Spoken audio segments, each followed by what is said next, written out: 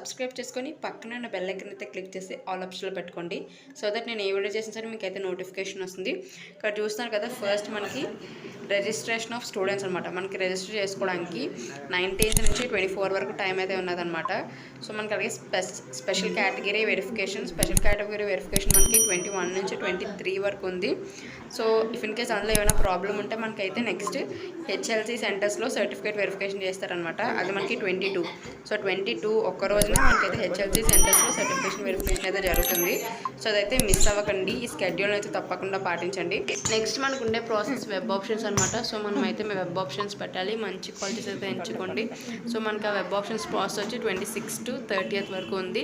And అలాగే లాస్ట్లో మనకి ఏ కాలేజ్లో సీట్ వచ్చిందన్న సీట్ అలాట్మెంట్ ప్రాసెస్ అయితే మనకి థర్డ్ తెలుస్తుంది మనకి ఏ కాలేజ్లో సీట్ వచ్చిందన్నది. అండ్ అలాగే మనకి క్లాసెస్ అనేవి స్టార్ట్ అవుతాయి 4th నుంచి. ఆ రోజు మనం రిపోర్టింగ్ చేయాలన్నమాట కాలేజ్లోని. మనకి ఎలా